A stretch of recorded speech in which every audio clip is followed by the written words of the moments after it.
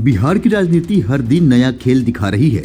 हाल ही में हिंदुस्तानी अवाम मोर्चा यानी हम के संस्थापक जीतन राम मांझी ने अपने बेटे को दिए विभाग पर नाराजगी जताई थी, जिससे ये कयास लगाए जा रहे थे कि नई राज्य सरकार में मांझी संतुष्ट नहीं है। इस बीच मांझी के बेटे संतोष सुमन का बयान सामने आ गया है।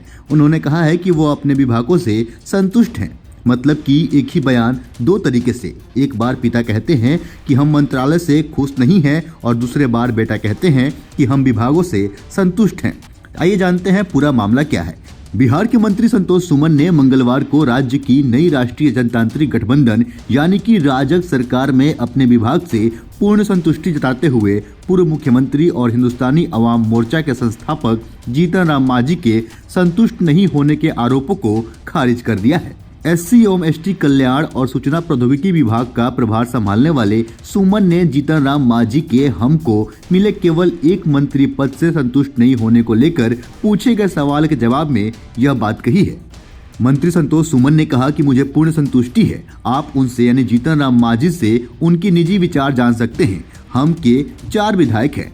मांझी का दावा है कि आरजेडी के नेतृत्व वाले महागठबंधन में जाने की स्थिति में उन्हें मुख्यमंत्री पद का प्रस्ताव मिला था।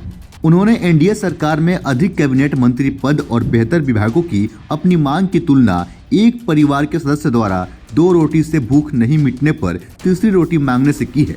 मांझी ने साफ तौर पे कहा कि 1 रोटी से भूख नहीं मिटती साहब, 2 रोटी दे दो। मतलब कि मांझी का साफ तौर पे कहना था कि हमें 2 मंत्रालय चाहिए। नहीं, हम पार्टी के विधायक और मांझी के समधिन उन्होंने भी साफ तौर पे आरोप लगाते हुए कहा है कि जितना भी अच्छे मंत्रालय हैं वो सब उन्हीं के पास है। हमारे झोली में कोई अच्छा मंत्रालय नहीं दिया गया है। इन सब पे विवाद चल ही रहा है, तब तक ये कयास लगाए जा रहे हैं कि मांझी महागठबंधन की तरफ अपना रुख अपना सकते हैं। ये कोई मीडिया में कहने की बात नहीं है, ये घर की बात है।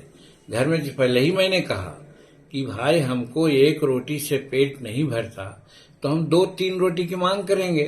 हम वही अपने नेता से मांग कर रहे हैं कि भाई आप हमको कम से कम 2 रोटी दीजिए। और फिर विभाग में भी हमने यही कहा है कि एक परंपरागत विभाग आप हमको दे रहे हैं।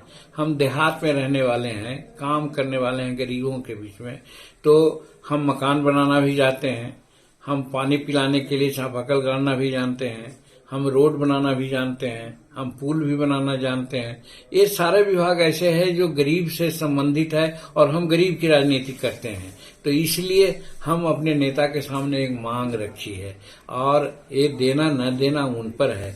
लेकिन ये भी सोच लीजिए कि न भी देंगे तो कोई इसके लिए हम अप्रिय बात किसी से नहीं कहेंगे और न घटने देंगे। क्या कोई खास विभाग सर, जैसे शिक्षा, स्वास्थ्य? हम जो कह दिया, हम तो फरियाद के कह दिया कि भाई ये सब विभाग अगर मिले तो देहात में, ग्रामीण क्षेत्रों में हम कुछ काम कर सकते हैं। ऐसा विभाग अगर मिले तो अच्छा रहेगा। बाकी इस पर आपकी क्या राय है, अपने हिस्से का राय हमें कमेंट बॉक्स में अवश्य बताएं।